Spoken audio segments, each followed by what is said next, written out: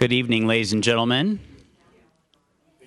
Thank you all for coming out tonight. I want to welcome you to the Sewer Modernization Program Public Workshop here at the Council Chambers at the City of Millbrae. And I'm going to let some of your fellow residents settle in here for a second as I introduce myself. And make sure, feel free, you have some time if you want to grab some beverages. We got coffee to keep you highly stimulated during this very stimulating discussion tonight. My name is Ryder Smith. My colleague Trent Sunahara is over there. We have the honor of getting to work with the City of Millbrae on communications and outreach. I'm kicking this off this evening because the City Council made it very clear that for the sewer modernization program, they wanted significant community engagement, the opportunity for the public to learn about kind of one of the unsung heroes of modern civilization, which is the sewer system. And because this is a citywide project, they felt it was important that every resident have a chance to both learn and provide feedback to us. So we made a significant outreach effort, and our work with the city to achieve that is kind of manifest in you all being in the room tonight, and there'll be an ongoing effort. I will also note for the record that you're all on TV this evening in one way, shape, or form, maybe the back of your heads, because MCTV is recording this evening. So just like any other council meeting, it's a public forum. And the idea is that we can record this, so for those who can't make it down, there's an opportunity to watch it at their leisure and take in the information that you're getting this evening. Of course, they won't have the advantage that you have tonight, which is to ask us directly a bunch of questions. So that's me. I'm Trent. I'm Ryder. That's Trent back there. We are also joined tonight by several city staff, and I want to lead that off by inviting the Public Works Director, Key Lim, to stand up real quick. This is Key Lim. He runs Public Works here at the city. Thank you, Key, for joining us tonight. You have several city staff here, so if you could just take a minute to introduce them as well, that'd be great. Hi, good evening. I'm Key Lim. I'd like to introduce a few of our Public Works staff. They all congregate around there. Chris Jr. is our lead worker. He maintains all 55 miles of sewer, and Mike over there is a supervisor, and both of them maintain 55 miles of sewer in our city. And we have Jane, our senior civil engineer that's preparing the design plan, and we have Andrew, who just joined us recently, and he'll be helping out. And we have Bill Jang sitting back there. He's our assistant engineer. And with that, we have Rose. Last but not least, our admin assistant, and make all this happen tonight. Thank you, Trent. Thank you very much, Key. So Key is definitely a subject matter expert in all things specific to the city of Millbrae and the sewer system and the water system here. He knows the systems that help make this community go backwards and forwards.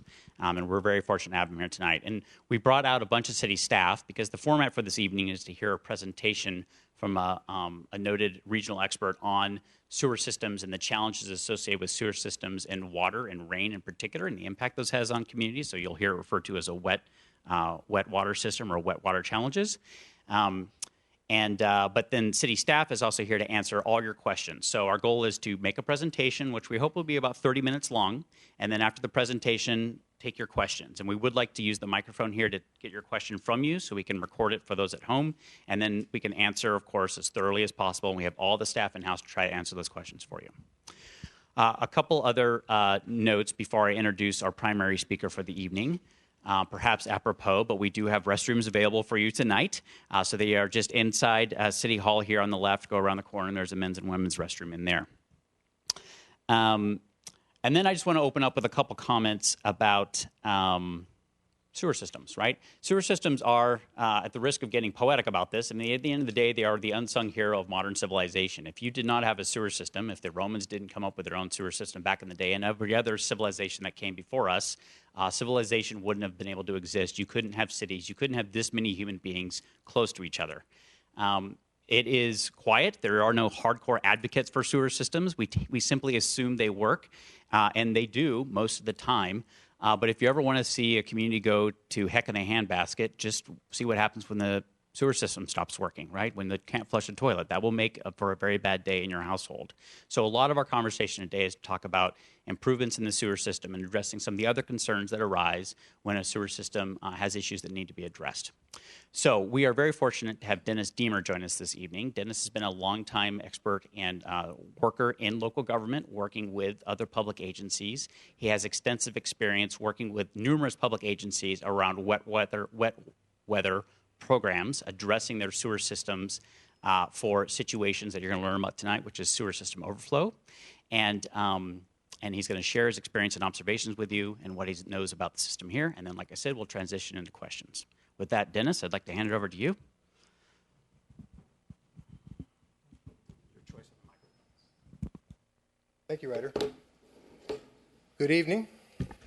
Pleasure to be here. As Ryder said, I'm going to talk to you about Millbrae's sewer modernization program, but more specifically, the problem that the city faces when they have rain events and wet weather, rainwater enters the sanitary sewer system. Just by way of background, the Millbrae's sewer system has 55 miles of collection sewers, as Key indicated. They range in size from 6 inches in diameter up to 36 inches in diameter. About 85+% of the collection sewers are vitrified clay pipe, or VCP. And VCP was used 40, 50, 60 years ago. The material of choice, it's very brittle. It's subject to cracking and breaking, and it's no longer an industry standard. Most of the sewer pipes in Millbrae are over 70 years old. We also have 3 pumping stations, Hacienda, Madrone, and Plaza Bay. Part of this modernization program involves improvements to the Madrone pumping station. And then we also have the wastewater treatment plant, which can handle up to 14 million gallons a day of wastewater during wet weather events. The wastewater treatment plant is really not being upgraded or modernized as a result of this program. There was a modernization of the treatment plant a few years ago, and so that's in very good shape right now. So the problem in Millbrae is that the sewer system, primarily the collection system, experiences what are called sanitary sewer overflows during rain events. Sanitary sewer overflows are caused by infiltration and inflow of rainwater into the sewer system. And I'm going to go through and explain a little bit more what infiltration and inflow are in a subsequent slide.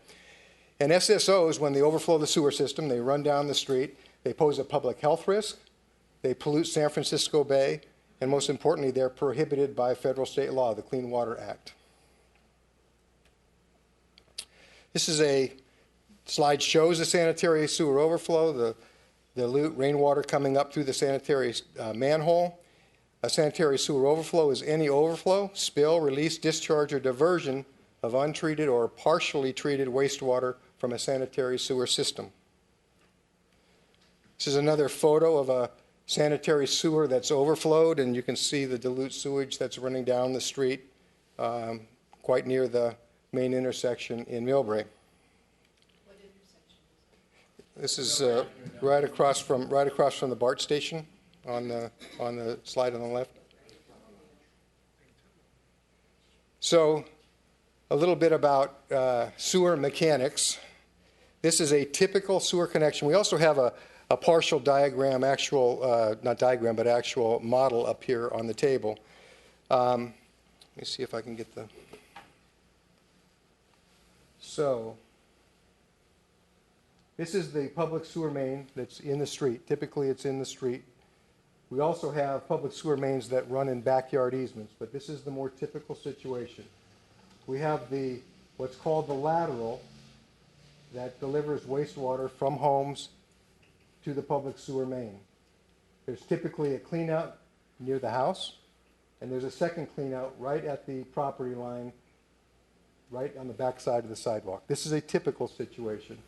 We refer to the portion from the right-of-way to the public sewer main as the lower public sewer lateral.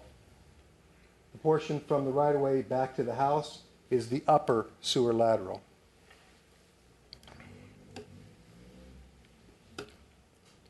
So, infiltration and inflow. Inflow means groundwater, rainwater, or other water that enters the sewer system through illegal roof connections or illegal storm drains or illegal yard drains. So if you have a yard drain that's connected to the sanitary sewer system, that's illegal. That's an inflow source. If you have your roof gutters connected to the sanitary sewer system, that's an inflow source, also an illegal connection. Infiltration means groundwater, rainwater, or other surface water during rain events that enters the sewage collection system through root intrusion. The root will go into the laterals, it'll crack the laterals, and it'll allow rainwater to enter into the lateral. It can also enter into cracks in sewer pipes, cracks in manholes. So infiltration is broken joints, cracks in the sewer system that allow water to infiltrate into the sanitary sewer system. This is an actual photo that the town has, or the city has gone through and video inspected all of their sewer pipelines, and this is an example of a cracked pipe, a source of infiltration that they found during the video inspection process. This is an example of a root intrusion that was discovered when we were videotaping the sewer system. So again, the distinction between inflow sources are illegal connections that allow rainwater to enter directly into the sanitary sewer system, roof drain connections, connected yard or foundation drains. Infiltration are cracks in the sewer system or in the laterals that allow rainwater to infiltrate the sanitary sewer system. So, the town has a problem with infiltration and inflow, causing sanitary sewer overflows. So in 2009, San Francisco Baykeeper, which is a nonprofit organization that monitors these kinds of situations throughout the Bay Area, filed a complaint against a number of wastewater agencies in the Bay Area. And they alleged that the Clean Water Act was being violated because of the infiltration inflow problem and the resultant sanitary sewer overflows.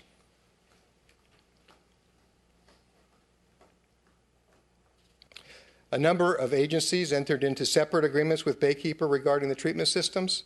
Millbrae entered into a settlement agreement that's also called or known as a consent decree in November of 2010.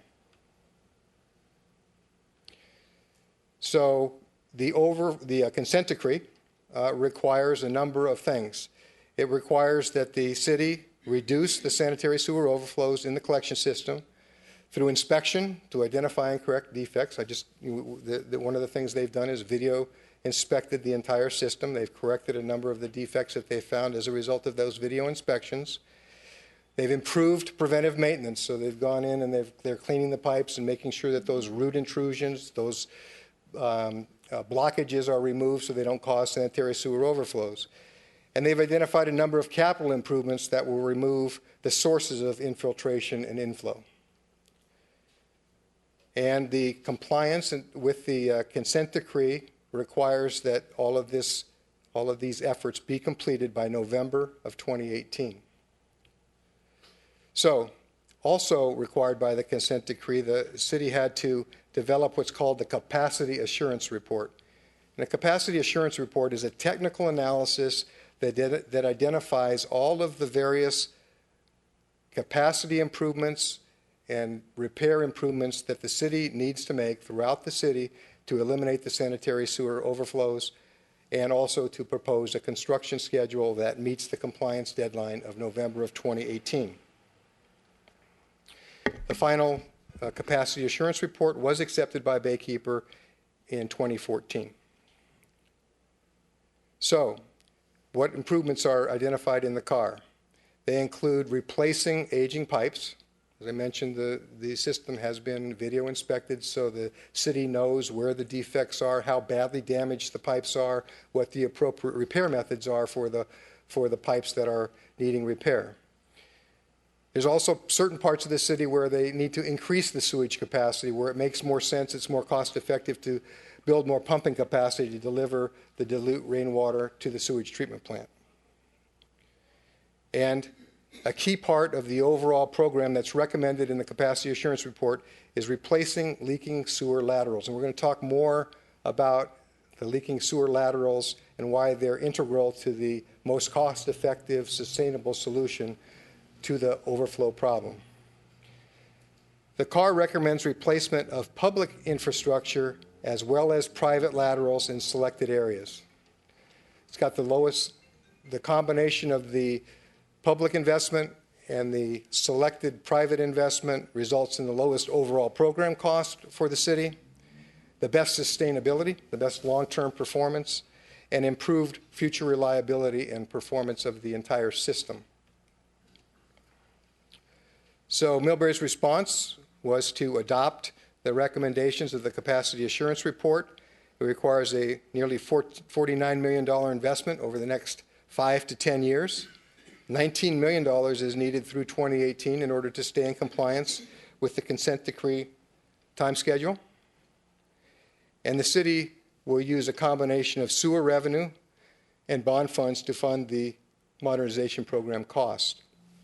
And a clean bay fee was approved this past July 11th, to fund the modernization program. The approved program requires rehabilitation of both public sewer mains as well as both the lower and upper laterals. So this is a key point. As I showed you the diagram, there's the public sewer, there's the lower laterals, the upper lateral. The studies have shown in other jurisdictions, other entities that have tackled this wet weather problem, that if you just rehabilitate the public sewer and the lower lateral, in other words, the portion from the sewer main back to the sidewalk, you get about 30 to 50% removal of the infiltration and inflow. However, if you rehabilitate the entire lateral, both the lower and upper lateral, the upper lateral being privately owned, you get up to 70% removal of the I&I in that particular area where you're doing comprehensive rehabilitation. So this is very important in terms of identifying the most cost-effective series of projects to undertake to be in compliance with the consent decree, modernize the sewer system, and make it affordable and long-lasting. This is a map that shows what are called the priority basins for comprehensive rehabilitation of the public sewer mains, the lower laterals, and the upper laterals. They're shown color-coded here as Madrone subbasins 1, 2, and 3, next to Cappuccino High School, and then Hillcrest subbasin down on the lower right-hand side of the map. Again, this is very important. Typical sewer connection, upper lateral, lower lateral. Lower lateral is considered public infrastructure owned and maintained by the city, public sewer main, publicly owned sewer system. Upper laterals are privately owned and are traditionally the responsibility of the homeowner. So when we talk about the private sewer lateral inspection and repair program, repair or replacement of the upper lateral involves a number of steps. First step is to pressure test or video inspect the lateral.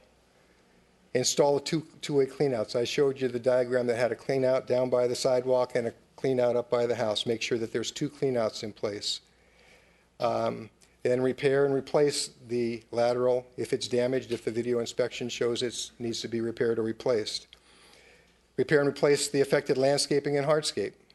Obtain the necessary plumbing permits, and then issue a certificate of compliance to demonstrate to the homeowner that the repair has been made and that the lateral is in good working order for this foreseeable future.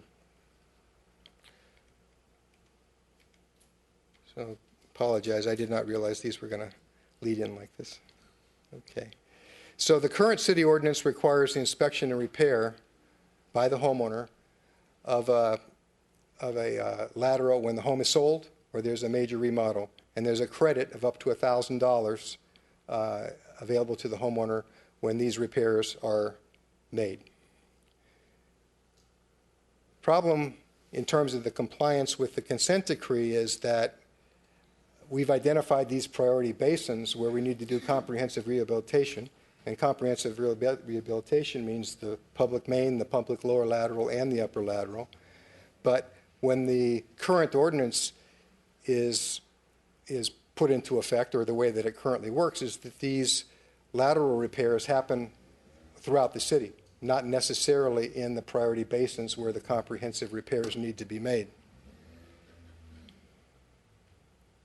And they're not concentrated in the priority basins, and there's not enough of them that will be repaired under the current ordinance to allow compliance with the consent decree by 2018. So again, upper laterals are privately owned. The responsibility for the upper lateral rehabilitation lies with the homeowner. The cost responsibility for rehabilitation of the upper laterals under the current ordinances in priority basins needed for compliance is a council policy decision. In other words, in these priority basins, when we repair the upper laterals, how do those costs get assigned or determined? And there's basically three choices and many, many different sub-choices available to the council. The council could say that the city will pay the full cost for the rehabilitation of these laterals in these priority basins. They could say that the homeowner needs to pay the cost to inspect and repair their laterals, or there could be some sharing of the cost. In order for the city to pay for the repair of the upper laterals in these priority basins, there needs to be a determination that the private benefits from the public funds is secondary to the benefit that's derived by the public in terms of the overall health and safety of the program.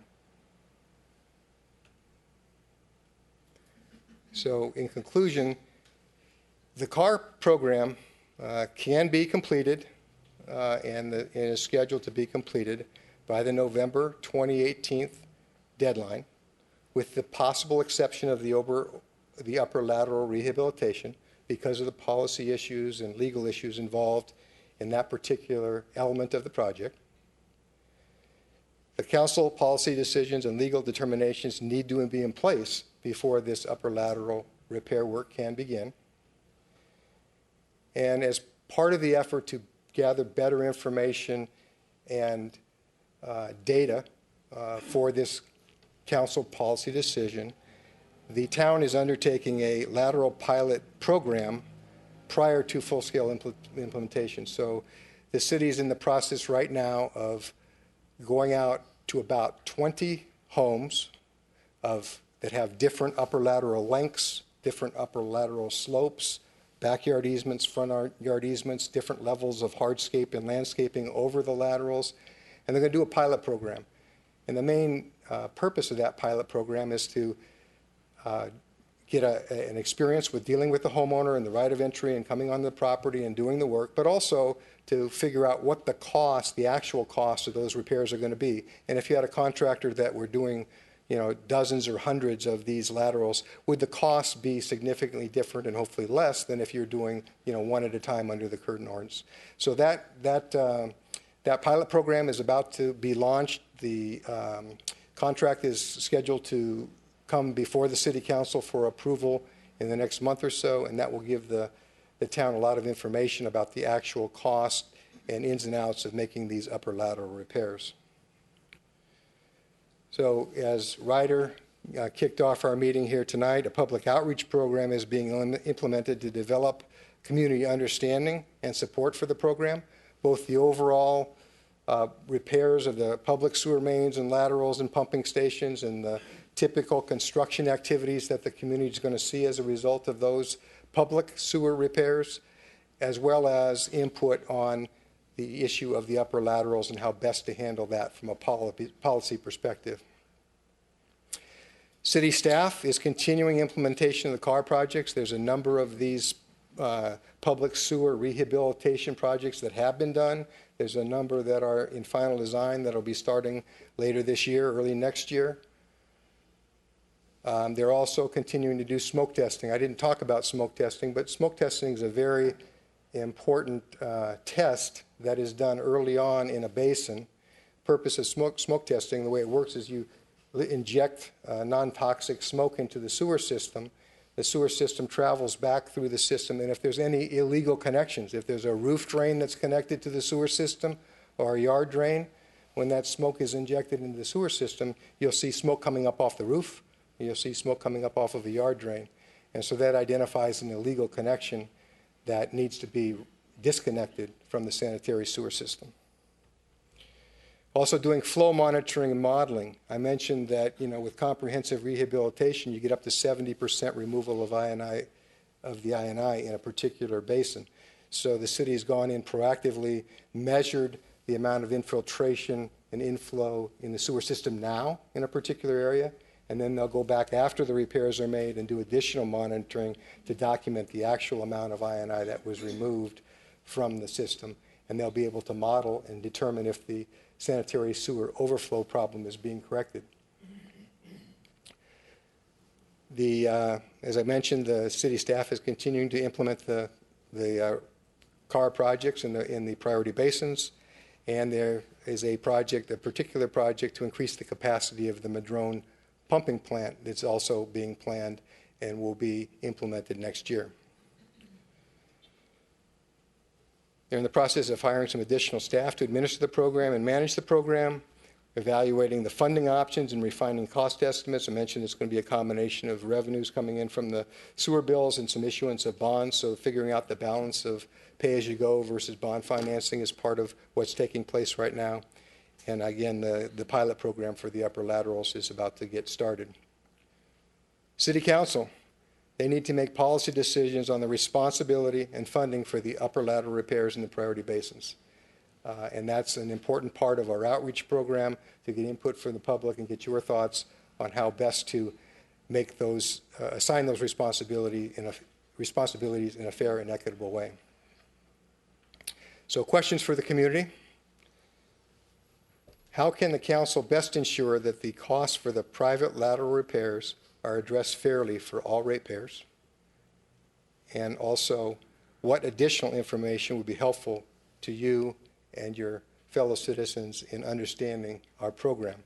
These are two questions that we're particularly interested in getting feedback on, but we're certainly interested in any other comments or feedback you might be able to provide. Thank you.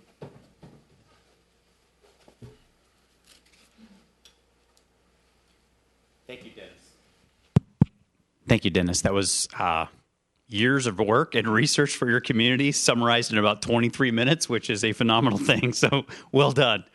I had laid down the internally in our discussions that we wanted to get to Q&A as quickly as possible. I want to leave these questions up here, although I want to reference back to one item just to bring clarity on a point two, and then I'm going to ask what questions you all have, or comments for that matter, particularly as it addresses these two questions. The one just observation I want to bring clarity on, and we had a graphic in here that showed the wastewater system and then the stormwater system. And so just to make sure we're clear, and I'm going to look to my two experts here to tell me when I'm totally making this up, but stormwater and wastewater are two very distinct systems. Obviously, stormwater designed to convey runoff and whatnot out in a appropriate manner, and runs parallel to, but is not supposed to be connected with, the wastewater system itself. And that's exactly right. And one of the things I failed to mention is another source of inflow is a cross connection between the storm system and the sanitary sewer system. So if somehow there's a connection between the storm sewer and the sanitary sewer system, that's not what we want, and that's an inflow source, and that we want to disconnect those, and those again will show up in the smoke testing that's being done. And so to be clear, like where we talk about a connection, say of a roof drain coming down and connecting currently maybe into pipes like this going out from the house and into the sewer system, truthfully, those should actually be connecting either into a stormwater drain system, then goes into the stormwater system, or connecting into a stormwater system itself directly, but shouldn't be going into the sewer system. So I just want to provide that example, because the question would be, well, if I don't connect it to this, what am I supposed to connect it to? And the answer is there's a stormwater system that runs parallel that doesn't deal with stuff that would otherwise be in the sewer. Okay, just want to be clear about that one item. Questions? Who would like to have start over here? Well, I was concerned that you said that they inspect the laterals, and if they're okay, they don't need to be replaced. Okay, so when I go to sell my house, now how does that affect me? Because the city is making everybody replace the laterals.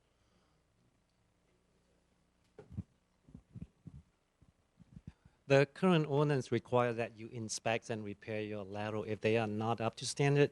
Now that the city is going to come in and replace your sewer lateral for you, the upper lateral, and the current ordinance also specify that you are exempt from doing further inspection for the next 5 years from upon completion of the project, and also you are exempt from having to do anything if you replace your sewer lateral within a 20-year time frame. So you're exempt from having to do any further inspection or during sales for that time period, within either 5 years for inspection or 20 years for replacement. Is that good? Follow-up question? Right, well, under the pilot program, I think everybody can hear me. Yeah, it's for the people at home. Under the pilot program, are they going to replace the lateral, or are they just going to inspect it?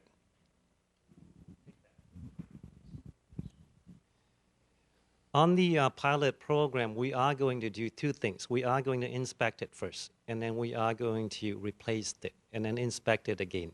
Did I say that right, Jane? We're going to do two inspections, correct? So it will be pre-construction inspection. Upon completion of the replacement, we will do another inspection. Could you explain again about selling? I didn't quite, so if you're exempt for 20 years? Can you please? Yes, could you please clarify on his question? And you said something about being exempt for 20 years from having to replace the laterals. Is that correct? Before I answer that question, I just like to acknowledge Councilwoman Ann Schneider and also former Mayor Marsha Calo Pietra for joining us tonight. And back to your question, if you have done an inspection within the last 5 years and there were no repair that needed to be done on your sewer lateral, then you're exempt for 5 years. If during the initial inspection you submit an inspection report to us and we determine that your lateral need to be replaced, and if you have replaced that lateral, and therefore you'll be exempt for 20 years within that time frame. I hope I make myself clear.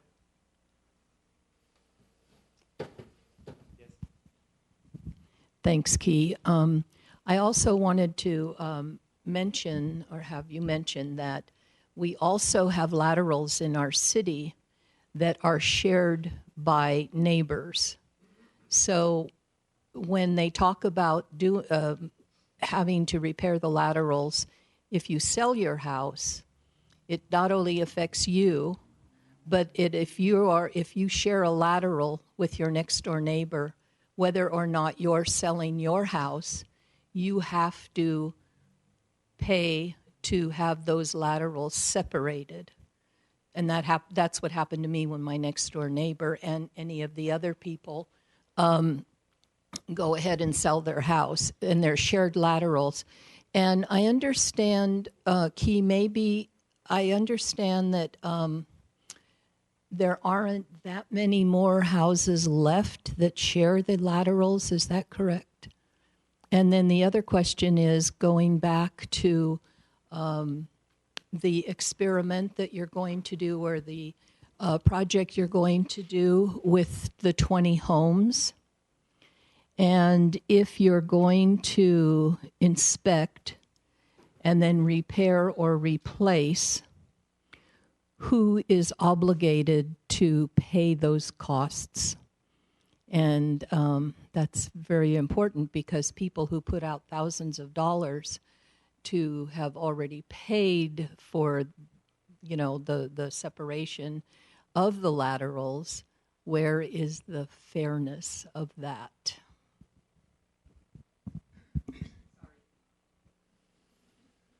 Thank you much. I think I will answer the easy question first. How many share laterals we have? We don't really know. We can guesstimate, and we can tell you by certain neighborhood from our experience. Depends on the construction area. For example, Bayside Manor, we tend to discover quite a bit of those joint or share laterals. But for the Madrone Basin, actually, we did not really find too many of those. So the answer is we don't really have a good answer for that. We don't really know how many. We only discover them as we go in and do the work. And on the second... Just as a follow-up, could it depend on the year the houses were built? Correct. That is exactly what I say. During what time between like 1950, 1960, you see some houses built in the Bayside Manor, and that tend to have quite a few of those share lateral and the type of material they use during that time also. So we can determine from that. Our block was mostly 1940. My neighborhood street was mostly up to a certain point. They were built in the 1940s. So. Great, thank you. On the harder question, let's see, how shall I answer that? I'm going to have to consult with Dennis. And this is actually one of the topic of discussion that we're going to want all of you to engage with tonight. And very good question, Mark. I'm going to turn it over to my expert. Thanks, Keith. Just to back up a step and make sure everybody's clear, the current ordinance is if you sell your house or do a major remodel, you're required to do the inspection and repair if needed, and there's a $1,000 credit to the homeowner, and that applies citywide. What we're trying to figure out and determine and help the council with information and input from the community is how to deal with the upper lateral repairs in these priority basins, where the technical report says the lowest overall cost for the entire city is to go in and do inspect and repair each one of those upper laterals in those priority basins, so the Madrone and the Hillcrest. In terms of your specific question, Marge, about the pilot program, the intent there is to gather technical information, as I said in my presentation, to get a better handle on the cost and the issues in dealing with repairs on private property. And the recommendation of staff to the City Council is to have the program pay for that initial pilot effort.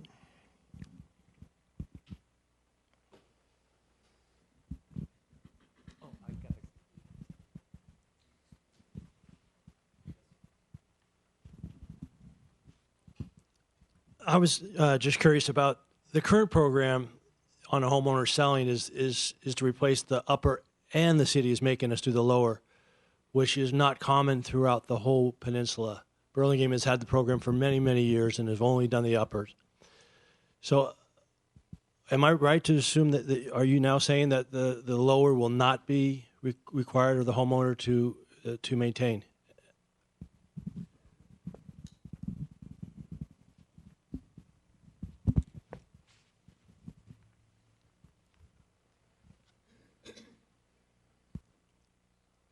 The current ordinance requires that you do the inspection and make repair to the existing lateral if they do not pass inspection. But the other points that you bring up would be that about 2/3 of sewer lateral in the cities, the lower laterals are currently maintained by the city because they met the standard. What I mean by meeting standard is that they have a sidewalk clean out. They have a little round box in the sidewalk that gives us access point to maintain your lower lateral. If you have a clean out in the sidewalk, the city is maintaining your lower lateral.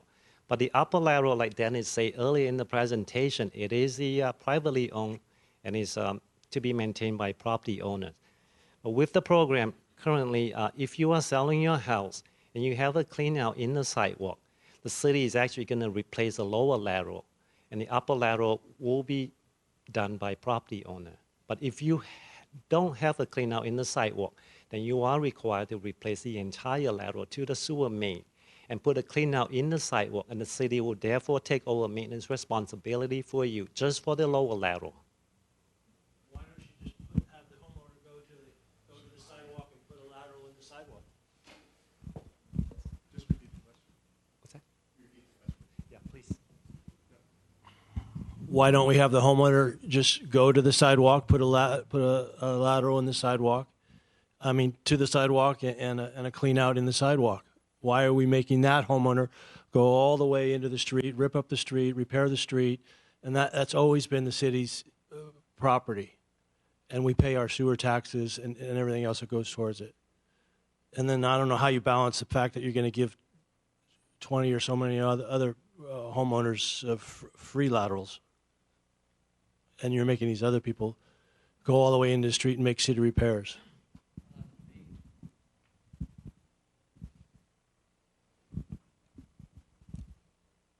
So let me repeat your question. So you were asking, why don't the city just make the resident put a clean out in the sidewalk rather than replacing the entire lateral? The main reason is that it is currently in the ordinance because you don't have a clean out in the sidewalk. The maintenance responsibility belongs to the property owner. So we ask that you inspect the lateral. If the lateral passes inspection, you don't typically need to do anything. There are cases that we reviewed the inspection report. We saw that the upper lateral was actually in fairly good condition, and there were incidents that we asked the property owner put in the sidewalk clean out and also put backflow devices on their property. If nothing needs to be done to the lateral itself, and the city will, after that, take over the responsibility for the lower lateral. Does that? Once everything is brought up to city standard, correct. Not all cases that we make property owner replace the entire lateral, only on occasions when we observe that there were defects in there. I'll be really quick. I'm Ann Schneider. I live on Palm Avenue, and we had our it was in the planting area. So we spent $3,500, and we had sewage coming into the house. We spent $3,500, moved it into the sidewalk, and I was mad as heck. But at that point, the city came in and found out that it was city trees that were causing the problem, and they replaced the lateral out in the street. So now we're good for the rest of time. It was painful, but it stopped the sewage from coming down into our lower bathrooms. And we're all trying to kind of fix this out in there. You've got a good point. That's what the data is supposed to show us. Thank you, Councilwoman Schneider. I think you have a question, ma'am? I do. We haven't addressed costs to taxpayers in all of this, and I'm sure you must have a plan.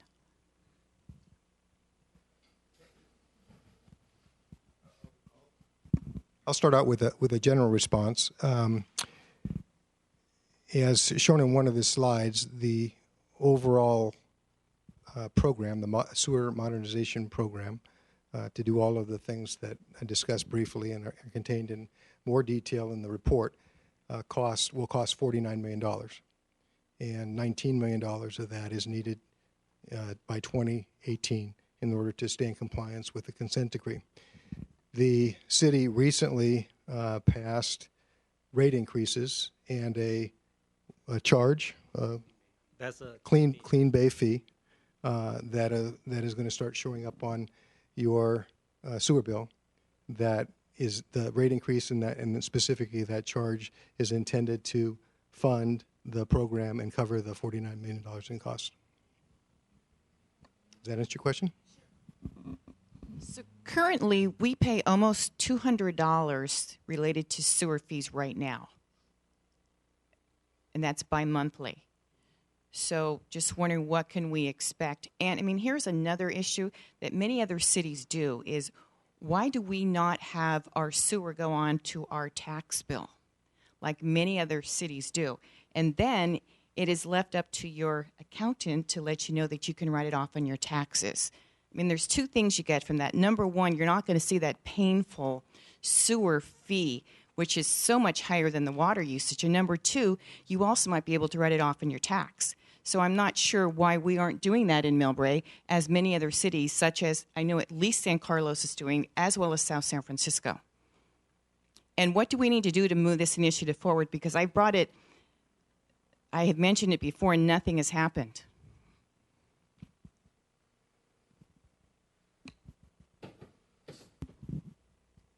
So I can't speak to the history of the ordinance, and we can maybe try to do that. I want to make sure we also stay focused on some of these other questions here related to the fairness question, which I realize is partially related to what you're talking about. I would also just note that I don't think any three of us up here are prepared to comment on tax accountancy and the risks around that, since we're not tax accountants. I get how a tax accountant might be able to make that happen. Do either of you have any history, at least the tax structure for the basis of that we could at least answer that history? And I'm not a tax expert, nor am I an attorney, but I can say that both sending a bill to your wastewater customers directly, like the city does, or using the property tax bill as a collection vehicle are two common ways that wastewater agencies collect the revenues. My understanding is that the amount you collect is the same, whether you collect it on the wastewater bill or you collect it on the property tax bill. And where I am not a qualified expert is the issue of whether it's tax deductible or not. I know of, I worked at a couple of sanitary districts in the past, so I can almost, maybe I can attempt to at least address part of your question. Some sewer district has to put the sewer bill on the tax roll because they have no mechanism to do billing. They are a special district. For example, West Bay Sanitary District in Menlo Park, they manage the wastewater generated from majority of Menlo, some of Atherton, part of Portola Valley, and they go into the joint treatment facility, and they don't have a billing account. Therefore, they prepare the sewer rates and they put it on the tax bill. And in some cities like San Mateo, they do not run their own water system. Water system is run by Cal Water. Therefore, they would take the Cal Water would send them a separate water bill every month, and the sewer would bill in San Mateo, I believe, are still put on the tax bill. So I, like Dennis say, I don't know the detail about that, but I am taking notes, and we will discuss internally, and we will discuss, and we'll perhaps maybe prepare a Q&A or something like that, and hopefully we'll bring you some adequate answer to that. Also, when cities and agencies have used the tax agency for the county, they charge a fee for collection. So then that would go a fee to pay for the services of San Mateo County, and then what's left over would come to the city. So just wanted to clarify that as well. There is an expense. It's not free. Thank you much. Okay, there's a question in the back here real quick. Let me just come back here. This gentleman's been trying to get your attention Yes. for a long time. Sorry, we're good there. I like the answer to the lower lateral. There seems to be some confusion, because when I sold the house at 540 Santa Florida, when the contractor broke into the one on the street, there was a 6x4 wide that he had to replace. Could I have that in writing from the city that says from the sidewalk out to the 6-inch out in the street is the city's responsibility? I got a whole lot of questions. How does the city determine How many houses can you put on a 6-inch line, 8-inch line, or 10-inch line? What's the formula for it? Where I live, it used to be a golf course, and it's a 6-inch line. I saw it. How many houses is on that? What's your formula for it? For calculating. And also, one more question. If the city does require going out the lower ladder up to the house, how many clean-outs do they require? There was 2 clean-outs on the property, and then the contractor had to come in and put another clean-out in and a backflow device and that. How come there's no trap on the sewer line tying into the 6-inch? Is it required by the city? It's required by the city of San Francisco to stop the sewer gas going into the building.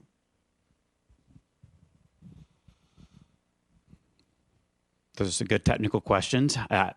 Or can we test the depth of your technical answer capacity right now? Do we?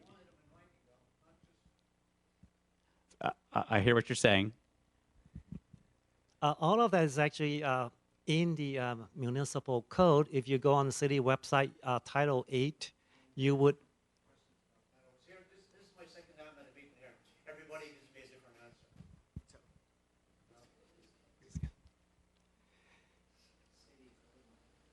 This, like I say, it is in the city ordinance. If you have a clean out in the sidewalk, the lower lateral belongs to the city. And call us when you have any blockages. We will come out 24/7. We will come out 24/7 to help you clear your lower lateral. And you, second questions, I believe you are talking about the size of the sewer lateral. There is a formula. We use a hydraulic formula, and we establish that as a city design standard. It is a hydraulic formula. It's an engineering formula. We determine how much flow that can be carried within a pipe.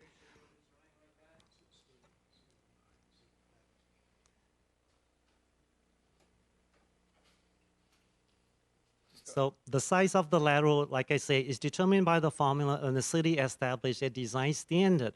A minimum sewer lateral size is 4 inches for a single-family home. For anything that larger than a single-family home, for example, a duplex or a triplex, you're going to be required to put in a 6-inch diameter lateral to connect to a city sewer main. The minimum size of the sewer main is a 6-inch minimum, and a lot of them are 6-inch and 8 inches. And you have a 4-inch lateral from a single-family home coming out of your house, connect to a city main.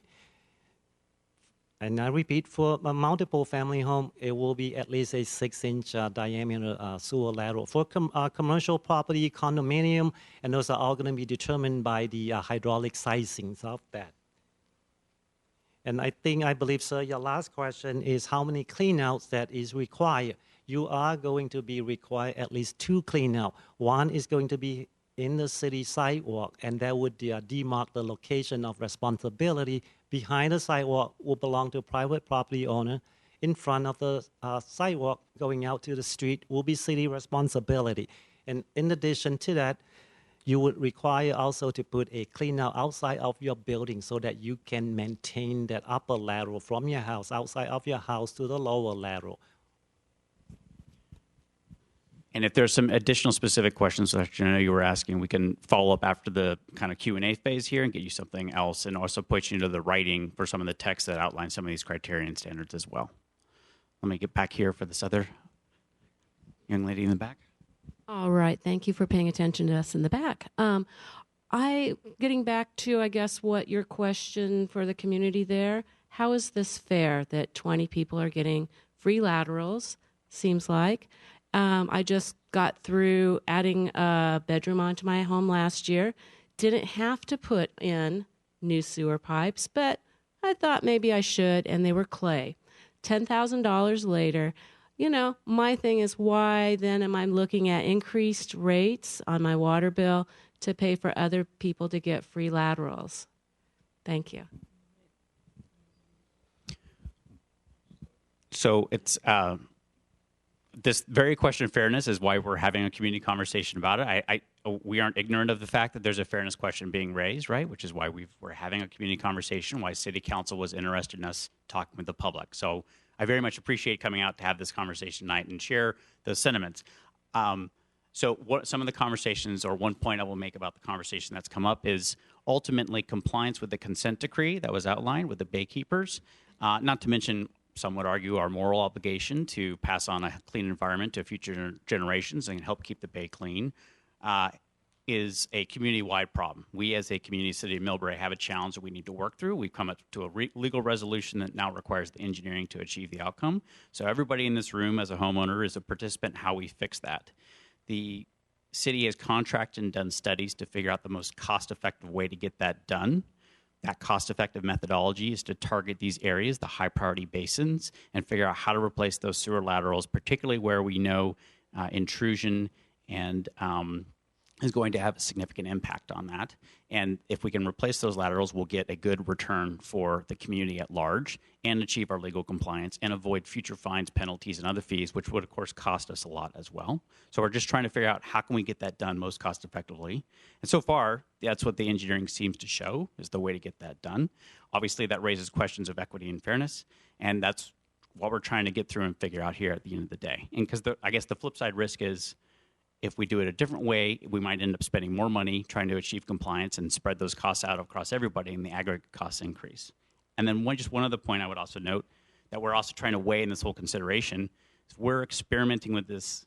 We're running this experiment, right, to make a determination, like what would it cost? If we can get scale and do this, and instead of it being, say, $13,000 a lateral, we find we can do it for $7,000 because we can do Costco-style lateral replacements, is that a good overall community benefit win? So those are the questions that we're wrestling with back and forth. That's why we're trying to have this conversation.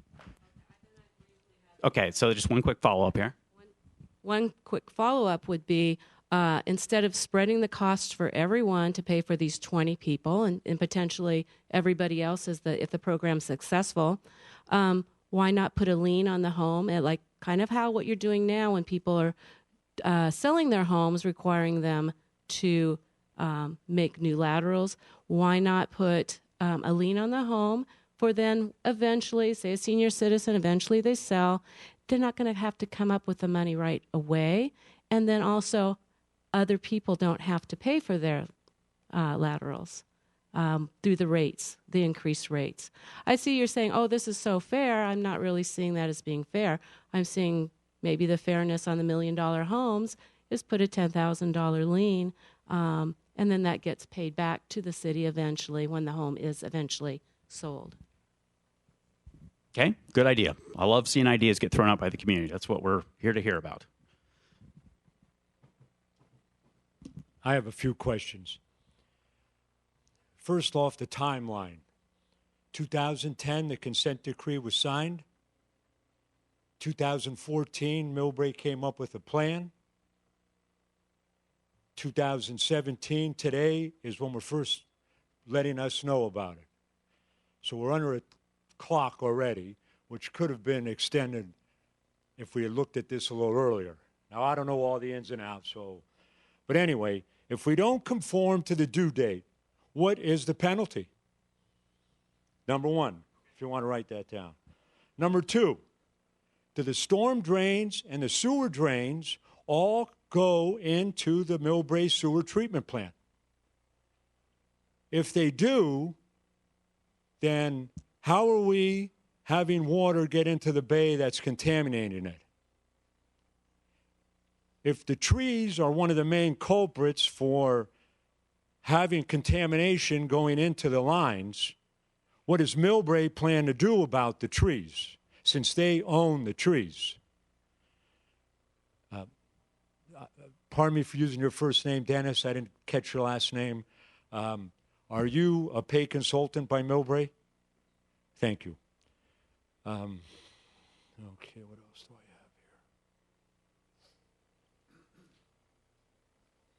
have here? That's about it. Thank you. Thank you. Those are excellent questions. So let's answer those questions. Dennis, why don't you start us off? So let me take a couple of the questions. The first one was related to the consent decree coming out in 2010 and then the compliance in 2014. Actually, what happened was there was initial draft plan, capacity assurance report, that was put together, that was very expensive, was focused on adding additional infrastructure that would only be used during wet weather and was not as sustainable as a program that the current CAR focuses on, which is repairing and maintaining the existing infrastructure. So there was a revised CAR that was prepared, discussed, and submitted and approved by the Baykeeper in 2014. It was a revised plan that, in the staff's estimation and the city's staff's estimation and the folks that have looked at it, is much more sustainable, is lower cost, and it focuses at the root of the problem, which is removing the I&I from the system rather than bolting on additional structures to capture wet weather. So a better plan. The second question that you asked was the stormwater and the sanitary sewer systems. They are separate systems. Only the sanitary sewer systems, only the houses, wastewater, businesses, wastewater that goes through the lateral, that goes to the public sewers, goes to the treatment plant. That's an entirely separate system. Stormwater that runs down the gutter into storm drains, it runs out to San Francisco Bay. So the idea with this program is if there's any connection between the stormwater system, allowing stormwater to get into the wastewater system, we want to eliminate that. We want to keep them as two separate systems. One of the other questions was the impact of failure to hit the date, right? So if we could answer that. So our plan is to do the amount of fines or what might happen if we're not in compliance is unknown. I think the approach and the plan is to do our level best to stay in compliance and complete the program by 2018. That's our goal. So I believe it's the case. I mean, we like every other city are subject to the Clean Water Act, Federal Clean Water Act, and the California Clean Water Act as well, I believe. So there are certain standards we have to adhere to. Otherwise, there's fines and penalties associated with that, I believe. Yeah, in my experience, and I think we have a specific answer about whether there would be fines or if there were fines, how much the fines might be. But in my experience, what is most important is that you're demonstrating an investment and progress toward completion of the capacity assurance report projects, and that's what the city's focused on. And then there was a question asked about trees and the impact trees have on I&I, right? Creating maybe tree roots that create those cracks and pipes and how the water gets in, and those are city-owned trees, so, city back on the hook, questions like that. So let's talk a little bit about that too. Yeah, and that's a common source of infiltration that's allowing rainwater to get into the sewer system. So the roots go in, they attack either the laterals or the public sewers. They crack the sewers, and then the rainwater enters the sanitary sewer system. And that, as we explained, leads to the sanitary sewer overflows. So that's a source of infiltration that we're focused on eliminating by maintenance, by when we do find root intrusions, getting in there and cleaning out the roots as soon as possible, and also by repairing and replacing those damaged lines that were damaged by tree root intrusion. So, and do we, in our studies that we've looked at so far, did we have data specific around kind of estimating the input? I know in general, logically speaking, if there's a roof that has a roof drain coming in and goes straight into the sewer system, that's a significant unimpeded flow of water, right? Because you're taking a 500 square foot area and routing a bunch of water right into the sewer system, which is in many ways more significant than a tree root that's poked a hole and you have to get through the soil to get in. So any data on that was looked at, or the analysis? Very generally speaking, the inflow sources, when you direct connect a roof leader or a yard drain, that allows much more flow, much more volume into the sanitary sewer system than, say, an infiltration source where you have a crack or a defective joint or something like that. However, you can find if a section of a sewer pipe has gone neglected for a long period of time, you could have very significant cracks, openings, displaced joints that can act just like an inflow source. In other words, they can let in a lot of water. So generally speaking, inflow sources are a higher volume of water from a source. Infiltration sources less through cracks, but you can have cases where infiltration sources can be very significant as well. Okay. Why don't you go ahead and actually introduce yourself too and your role? Hi, good evening. My name is Samir Abdelnour. I'm with the law firm Hanson Bridget that acts as city attorney in the city of Millbrae. With respect to your question on failure to comply by next November 2018, the consent decree is actually a court-ordered settlement. It's been approved by the court. If Millbrae can meet its compliance deadline by next year, then the consent decree comes to an end. The consent decree really ties the city's hands in its ability to do things. So Dennis mentioned certain fines that take effect. The consent decree prescribes very specifically how many SSOs or sanitary sewer overflows the city can have in a given year. And if it exceeds those, there are fines associated with that. There are reporting obligations to the baykeeper that are required that take up staff time and resources and money. And so the city is working very diligently to get out from under the restrictions of that consent decree as soon as possible. And at this point, the earliest time frame would be November 2018. If we don't meet that deadline, the consent decree will continue and all of its restrictions continue in place. And again, more city resources get devoted to dealing with that in addition to dealing with the modernization project. Okay, another question over here. Hey, so would it be, to speak more to the question that you have for us to discuss, would it be maybe possible for the ratepayers who can show that they've recently had an inspection or a replacement of their laterals to maybe have either reduced or even maybe no fee to them? Thank you for the idea in question.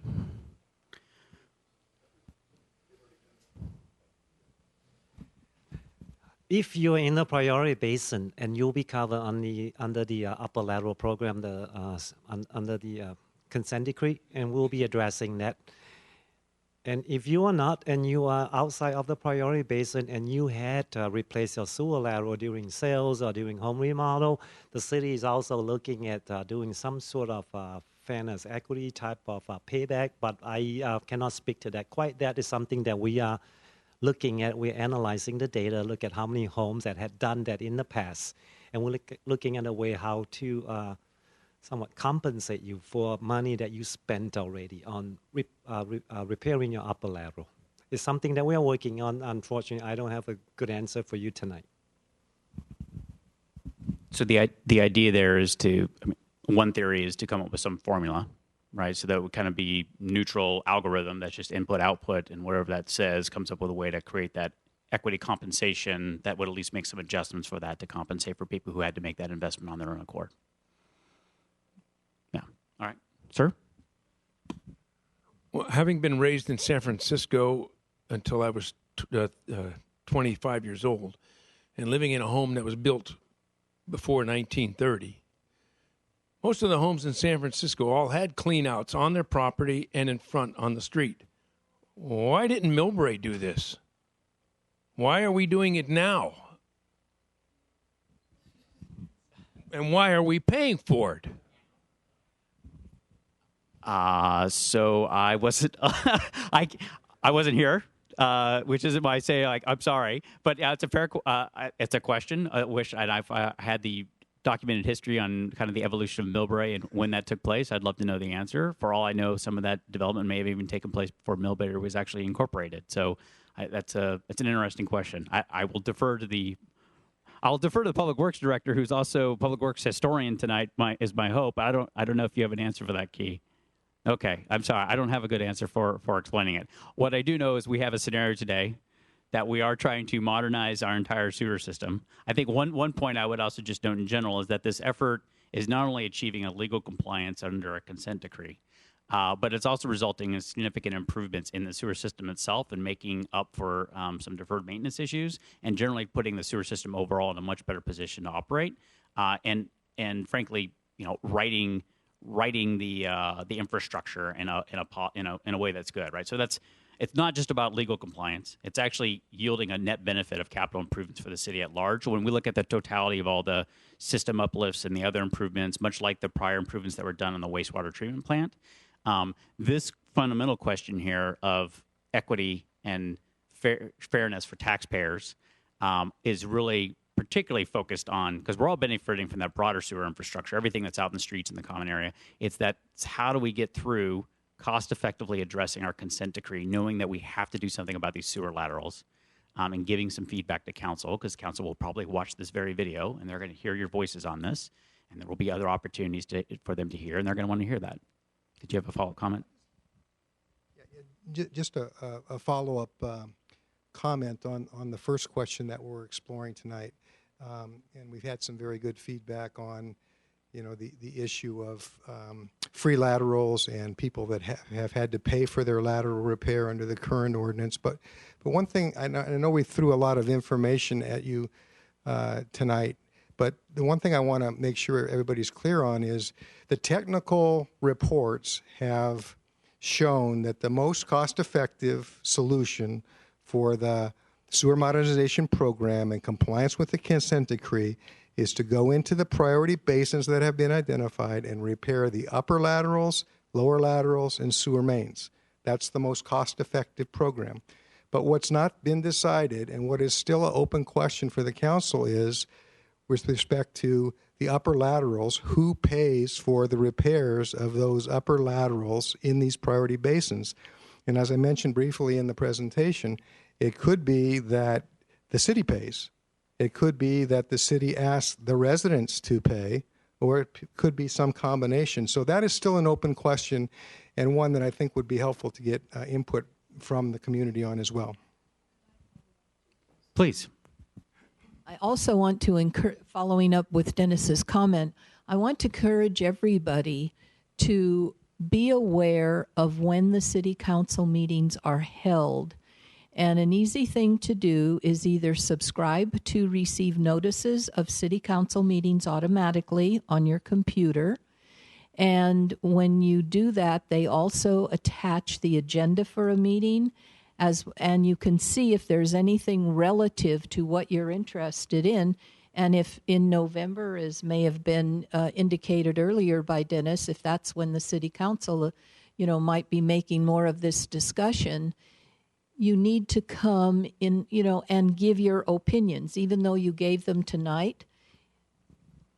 Maybe the city council people don't have time to watch a replay because every council person is pretty busy, but make sure that you pay attention to these big issues that are coming to our city and affecting us financially, and then come and give your opinion. And if it's not fair, or if you think it's fair, or 50-50, whatever it happens to be, make sure that you come to those council meetings and express your opinions. But I really recommend, it's just www.ci.millbrae.ca.us, and there's a link where you can sign up to receive notices, and there's a lot of options. But click on the one for city council meetings, and that's a very simple way to catch up. Thanks. How would you know if you're in a priority area? It seems like I am, but I haven't gotten any notification. Okay, good question.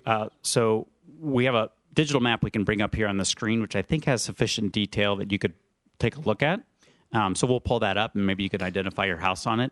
So I'll let Key back up a few slides and pull that up.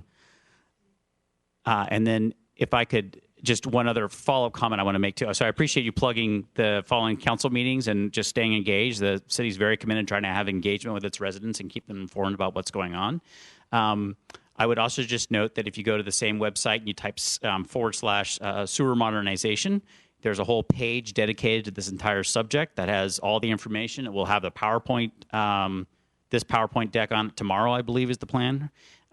You will see an awesome video narrated by featuring one of our experienced public works employees discussing the implementation of the program. He's a star in the room tonight. I don't want to get you all excited, but he is here. So so you can, as seen on YouTube, you can check it out and learn a little bit more about this program as well, and tell your friends and neighbors about it too, right? I mean, this is not The concept of the sewer system is not a very exciting one. It gets much more exciting when you start talking about dollars and numbers and taxes and costs, understand.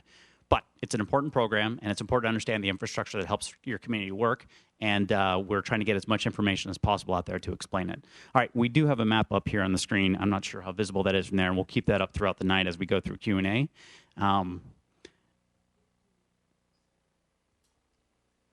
But we do have a map up here on the screen.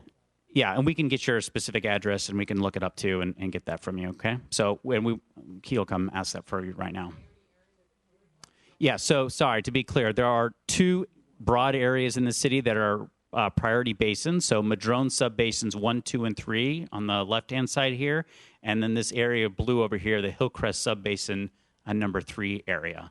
And I believe subbasins are defined by a lattice work of sewer laterals that come together and kind of gather up at a particular point, right? And then there's usually some joint there that then goes into another super main. So these are all these units here generally share a same couple laterals that all come together and they come to a singular point, so they're all tied together.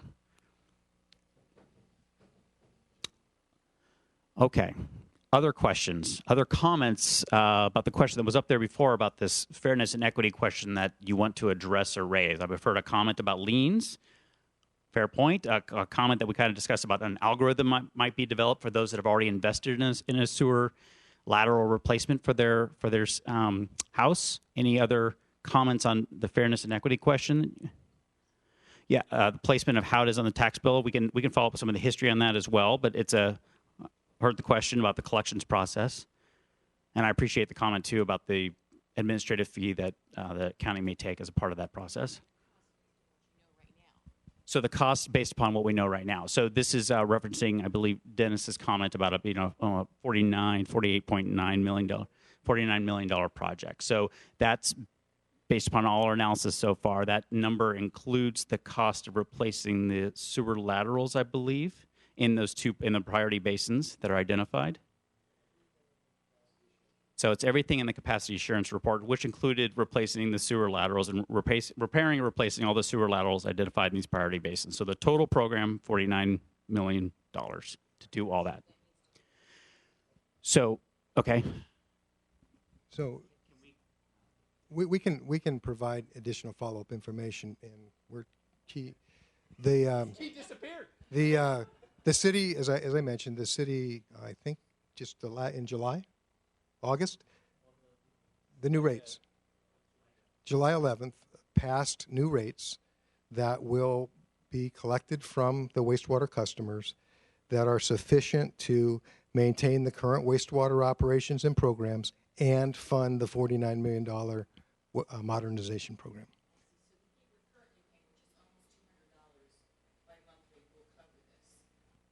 The rates that the city adopted on July 11th are intended to cover this program. Yes. So, I guess one point I want to clarify too on that, and this may be a question for Key, not you, Dennis. The rates were adopted. Those rates haven't yet taken effect, or when are they scheduled to take effect? Okay, so they are scheduled. They're already in effect now. So I can't speak to your particular circumstance for what that monthly rate is going to be. But then the second question I want to ask is, those rates, there's a separate Clean Bay fee that shows up on the bill, and there's a methodology behind that fee and its calculation. Could you just speak to that real quick? Because I believe that Clean Bay fee was specifically designed to address this program, if I recall correctly. Is that accurate? Okay. Actually, the fee was initiated in 2015. The City Council adopted at that time we call that the SSO, Sanitary Sewer Overflow charges. It was implemented at, I want to say September, I'm talking from memory, September of 2015. So in July of 2017, we recalculated the fee. We tried to make it fair and equitable to all ratepayers. So we look at the priority basin, we updated the cost estimate, we actually lowered the Clean Bay fee to a single-family home by not a lot, maybe $1 or so. And then we also look at commercial property, hotels, and we increase the Clean Bay fee. It used to be a flat fee for all. And therefore, you will see a little reduction for non-commercial property And we have been collecting that fee for the last 2+ years, and there is sufficient funding to get us to 2018. We are working on several priority basins. Our engineers are working on Madrone Basin 1 and 2 and 3. Those are in final design stage, and we are going to construction likely towards most likely the beginning of next year. And we are also going to be initiating design in the Hillcrest Subbasin 3 shortly, probably in a month or so. And the project would hit the ground likely in spring. So we're going to have a follow-up workshop to talk to you all about the construction impacts in your neighborhood. As you can see, all the shaded area will be under construction. So in reference to your specific point, I think, and just I want to try to interpret what tell me if I'm misinterpreting this. The fee you've been paying, which is to fund this program, has already been in place for several years. It actually, as a single-family resident, it actually has recently gone down per some changes adopted by City Council. So net, you shouldn't see any net new fees specific to the modern sewer modernization program. It's to address our Clean Bay compliance efforts in the consent decree. So on the older bill, it would be SSO, and then on future bills, it will be identified as Clean Bay fee. So that would be how residents. That would be clear. Yeah, fair enough. That, we love acronyms, right? Yeah. So basically, there's 3 ways to pay for the lateral work that you want to do. City pays, a homeowner pays, or a combination of both. Does the city have the money? The city has the money?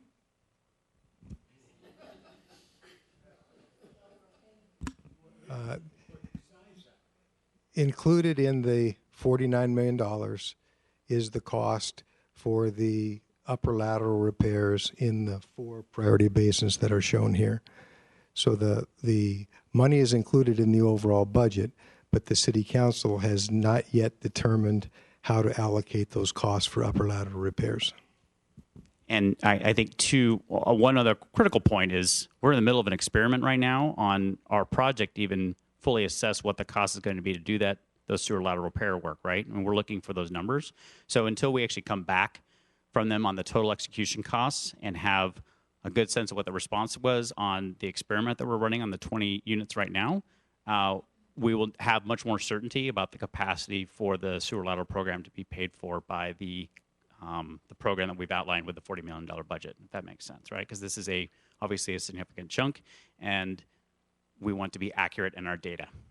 Who's paying for the 20 people that are going to get this experimental project done? Okay, so the question being asked is who's paying for the experimental project for the 20 people that are having it done right now? I do not.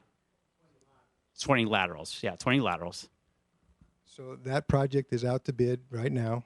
It includes the 20 laterals, and that is going to go to the council for approval in October,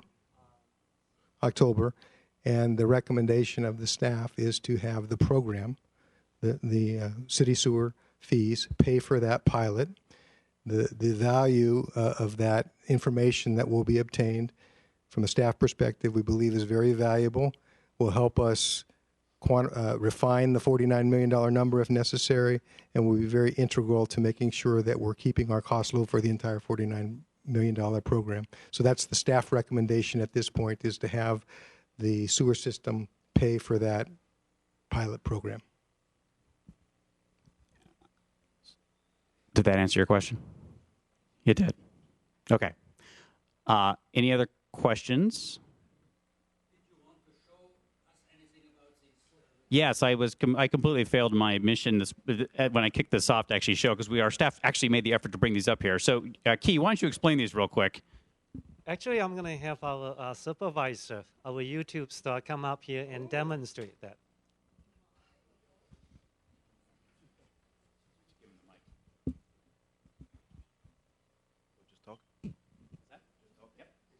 Good evening, all.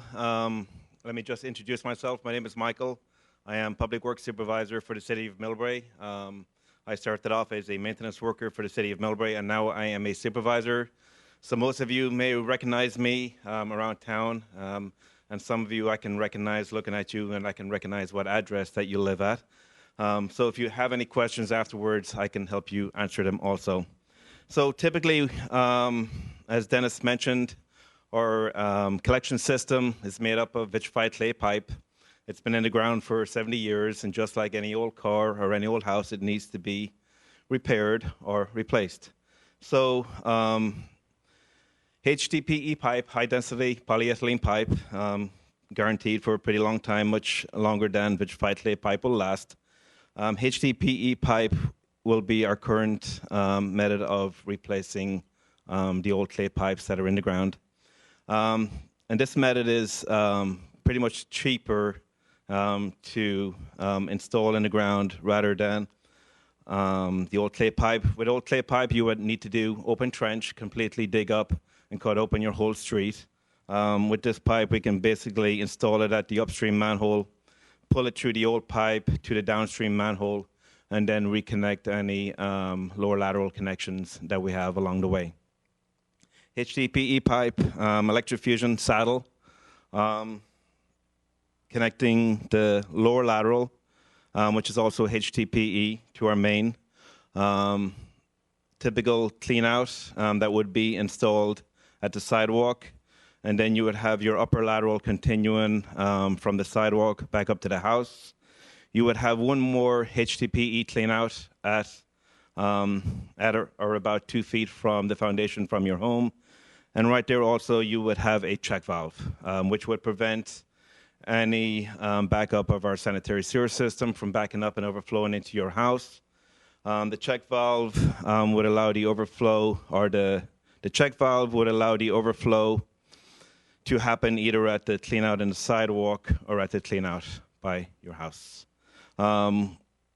Maybe about 10 years ago, Millbrae experimented with Hdpe. We were one of the first cities on the peninsula to include it in our repair projects.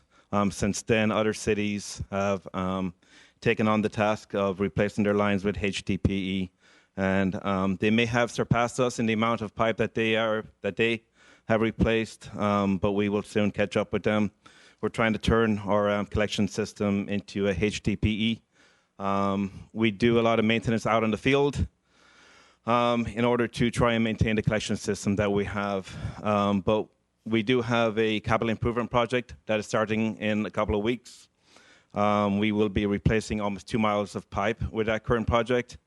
And then I believe the total, including Madrone Basins 1, 2, and 3, and the Hillcrest Basin 3, we will hopefully replace almost 8 miles of pipe before November of next year.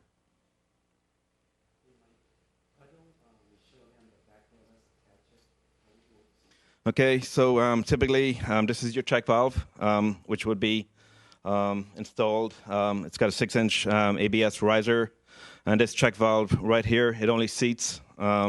It will only go in one way, so if you do happen to take it out to do maintenance on it and you do put it back in, you can't mess it up by putting it in the wrong way. It will only go in one way. So it pretty much sits inside. And then I'm not sure if you can see inside. You'll see the flap inside.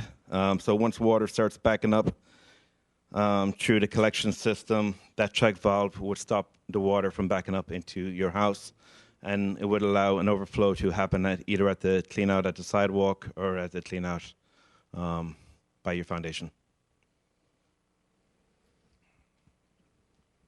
Thank you very much.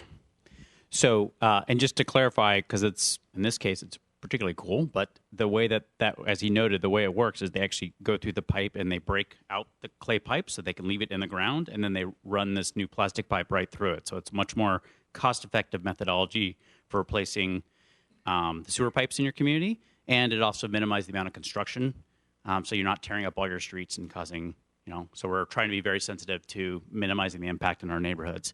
Having said that, as Key noted before, and Dennis, this is a big project.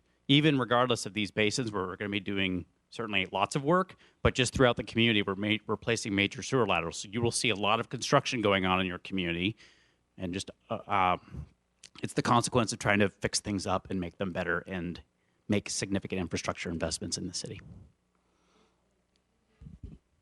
If you leave the clay ones in, Is there a risk that any of that's going to go into the sewer system or cause problems with the bay? No, it basically provides like an outer layer.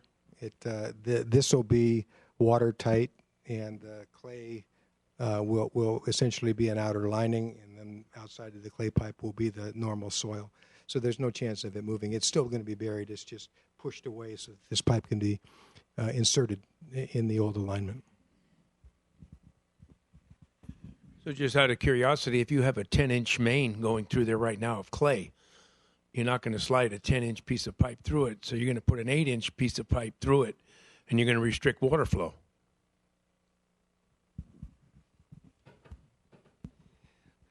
The short answer is no. Because of the pipe material, they have a smoother interior, and based on the hydraulic calculation, they actually can carry even more flow than the existing smaller, larger pipe that we replace it with a smaller plastic pipe.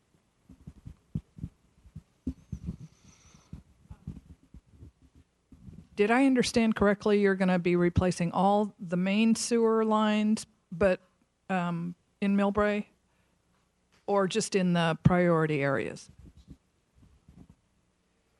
It will be primarily in the 4 priority basin that we are targeting for completion by end of 2018. That doesn't mean the city will stop doing sewer replacement. We will continue, but at a much slower pace. Correct. The intent is to, like our city attorneys had mentioned, to get out of the consent decree.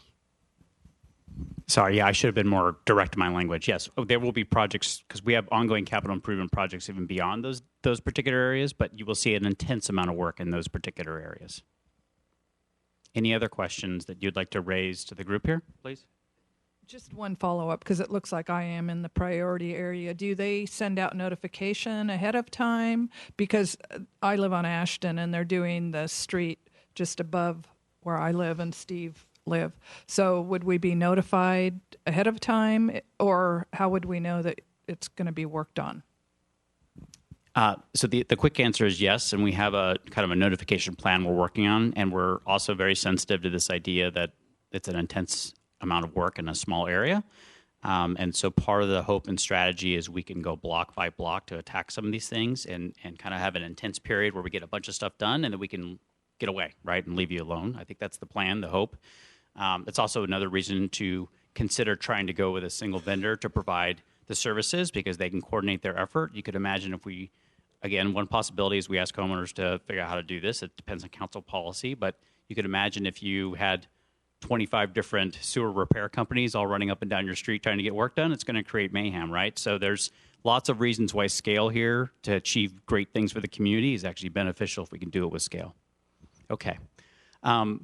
So I have lots of people signaling that we're out of time. So what that means is we are prepared to answer questions. We're going to close down the formal kind of microphone session here, but we have city staff around who are happy to answer questions. You can talk to the YouTube star.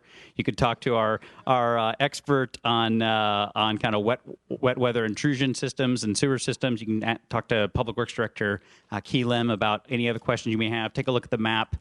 Please help us deal with the refreshments because otherwise they're not going to get dealt with. And thank you all very much for being engaged community members and coming out tonight and sharing your thoughts. We're doing another one of these panels Saturday morning at 10 a.m. So tell your neighbors and friends to come on back out here. We're going to be in this room again, right, Trent? And we'll probably have more refreshments too. So everybody loves coffee on a Saturday morning. Thank you all for coming out tonight.